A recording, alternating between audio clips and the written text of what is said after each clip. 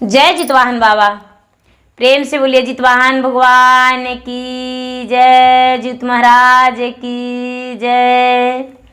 गुरु भाई बहना, आज मैं आप सबको एक पारण की कथा सुनाने जा रही हूँ। जीतिया व्रत के पारण की कथा। तो गुरु भाई बहना, एक किसान थे। उनका 2 पुत्र था और दोनों पुत्र बड़े संस्कारी थे और बड़े आज्ञाकारी थे। वो किसान अपने पुत्र के साथ बड़े खुशी रहते थे। किसान जो भी अपने पुत्र को कह देते, उनका पुत्र कोई काम नहीं टालते थे। धीरे धीरे उनका दोनों पुत्र बड़ा हो गया और किसान बड़ा बेटा को विवाह कर दिए। जब बड़ा बेटा को विवाह कर दिए, बड़ी बहू आई तो गुरुवान बहुत आज्ञाकारी आई। इतना आज्ञाकारी बहू कि उनके सास ससुर पति जो भी कुछ भी कहते तो उनका आज्ञा के विरोध एक भी काज नहीं करती थी और प्रेम पूर्वक सारा काज किया करती थी। उन्हें अपने काम में, पूजा पाठ में बहुत मन लगता था और बहुत अच्छी थी। कोई भी कार्य में वो अपने सास को हाथ बटा दिया करती थी। पूजा पाठ में इतना, भक्ति में इतना अच्छी थी, श्रद्धा था, सारा व्रत करती थी। बहन जी जब 1 साल से 1.5 साल हुआ कि भगवान ने उसे एक पुत्र भी दे दिए गोद में। जब पुत्र दे दिए तो अपनी सास से बोली, माता जी सारा लोग जीतिया व्रत करते हैं और आप भी व्रत करते हैं, मैं भी अपना व्रत करना चाहती हूँ बच्चे के लिए। उसके सास बोले, बेटी क्यों नहीं, भला हम व्रत करेंगे और तू क्यों नहीं, तू भी अपना पुत्र के लिए, जीवित पुत्री का व्रत करो और उसका लंबा आयु के भगवान से कामना करो। बहन जी जब बेचारी कुछ ही दिन के बच्चा थी और अपने माँ के लिए, अपने बच्चे के लिए माँ जीवित पुत्री का व्रत करने लगी। बहन जी जब धीरे धीरे समय बीतता गया, किसान का छोटा बेटा का भी विवाह हो गया।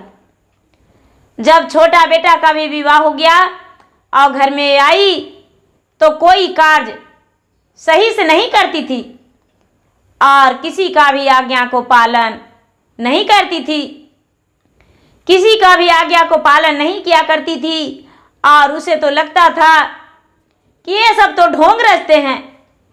उनकी सास और उनकी जेठानी कोई पूजा पाठ करते थे तो सोचती थी कि इसका पूजा को हम खंडित कर दे और इसका पूजा को हम पूरा नहीं होने दे। और जैसे भी रहती थी वही हाथे सारा सामग्री को छू दिया करती थी। उसे लगता था कि इस सामान को हम छू देंगे तो इसका पूजा खंडित हो जाएगा, लेकिन भगवान उस पे और कृपा बरसा दिया करते थे। भगवान कभी सास बहू का पूजा को खंडित नहीं करते थे। गुरु भाई बहना, धीरे धीरे बड़ी बहू का भी बहुत दिन बीत गया और 2 पुत्र हो गया और छोटी बहू का भी 1 पुत्र हो गया। जब छोटी बहू का 1 पुत्र हुआ तो बड़ी बहू कहती है अपने देवरानी से कि चलो हम गंगा स्नान जाएंगे, आश्विन मास आ गया है, जीवित पुत्री का व्रत करेंगे, आज 7वीं का दिन है और अपने पूर्वजों का जल भी देंगे कि जिससे मेरा जल पीकर उनका आत्मा को शांति मिले और पितर का प्रधान हो। जब ऐसा बात सुने छोटी बहू तो बोली कि हाँ दीदी जी, हम भी थोड़ा व्रत करने के लिए कोशिश कर रहे हैं और सबसे पहले व्रत के नहाए खाए से पहले झट से रसोई में जाके और सोची कि जब हम स्नान करने जाएंगे नदी तो आने में वक्त लग जाएगा, और नहाए खाए के पहले वो भोजन कर ली थोड़ा, और उसके बाद अपना मुंह पोंछ के और सास और जेठानी के साथ नदी में चली गई।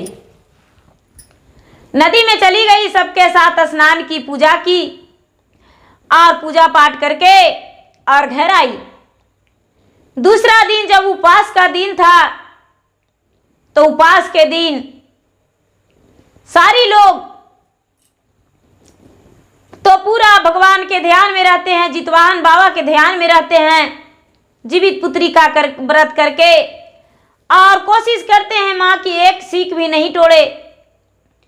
लेकिन बहन जी जो अकेले होते हैं तो उनका तो काम करना पड़ता है, वो तो घर के काम थोड़ा तो करना पड़ता है। उनका खाना कौन बनाएगा, उनका सब्जी कौन काटेगा, उनका बच्चे का कौन संभालेगा, इसीलिए उन्हें थोड़ा काम करना पड़ जाता है।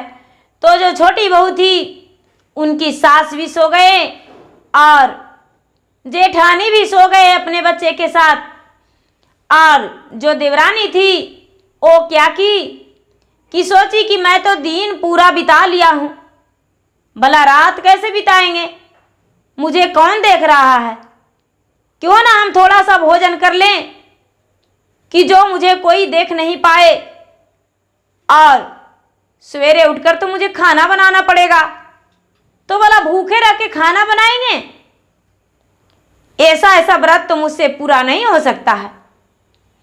और क्या कि रसोई में जाकर और खाना खा ली और फिर से झट से जाके सो गई। सवेरे उठी उसके सास, उसके जेठानी, और उठ के काम में लग गए, और एक कहने लगी कि मुझे तो उठने का हिम्मत ही नहीं। लेकिन बहुत करने से उठी, तो जब भोजन बन गया, सास और जेठानी दोनों मिलके भोजन बना लिए, उसके बाद तीनों मिलकर नदी में स्नान करने गए। नदी में स्नान करने गए और नदी में स्नान करके आए तो पारण किए, पूजा करके बड़ी बहू भी पारण की गर्मागर्म भोजन से, और सास भी पारण किए और छोटी बहू भी पारण की।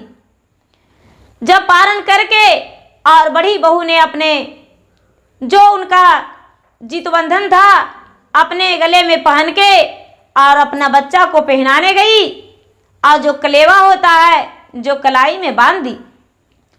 छोटी बहू ने अपना बिस्तर से बच्चे को लाने गई तो बच्चा थोड़ा सा भी नहीं हिल रहा था। छोटी बहू ने चिल्लाने लगी और रोने लगी और कहने लगी कि मेरा तो जीत्या व्रत करने से पारण के दिन ही मेरा बच्चा मृत हो गया, मैंने आखिर क्या अपमान किया भगवान को। अब सास और जेठानी को दोनों को अपमान करने लगी और कहने लगी कि आप ही ने मेरा बच्चा को खा गई हो। बहन जी ऐसा सुनकर जेठानी और सास दोनों भगवान के हाथ जोड़ के अंजलि में जल लेके और भगवान के सामने हाथ जोड़ के कहने लगी कि हे भगवान,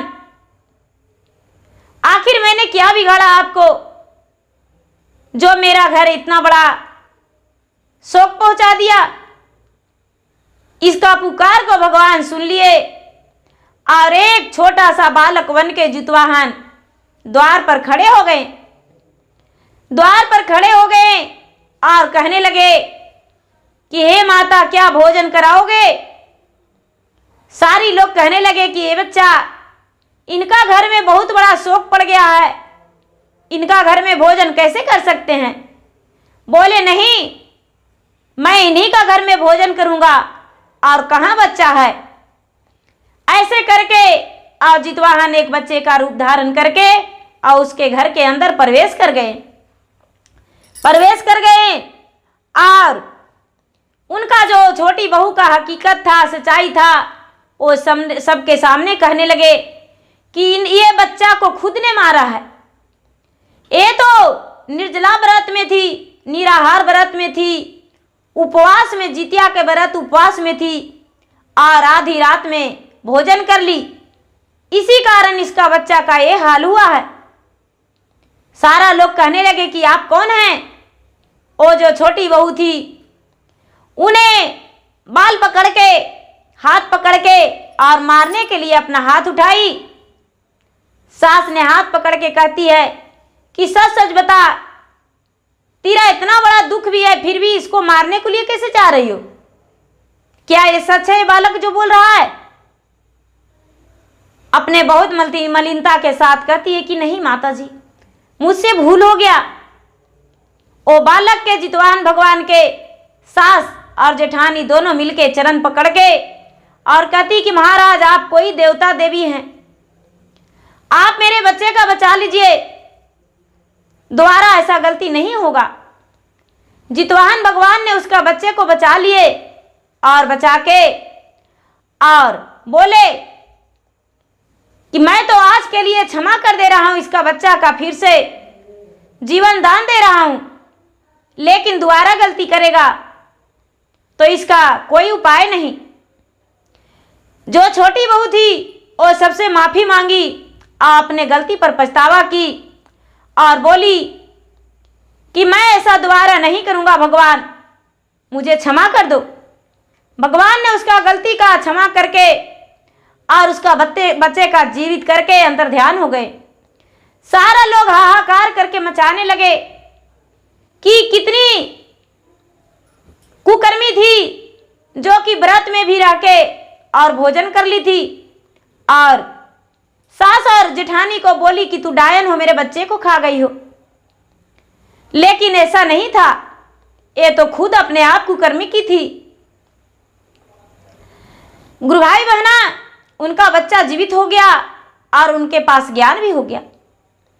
तो ऐसा नहीं करना चाहिए, कितना हो प्यास लगे लेकिन भगवान के सामने हाथ जोड़ के विनती करके आप भगवान से क्षमा कीजिए, क्षमा मांगिए और कहिए कि हे भगवान मुझे क्षमा कर दे और मेरा प्यास भूख पता ना चले, मैं तो आपका ध्यान में हूं।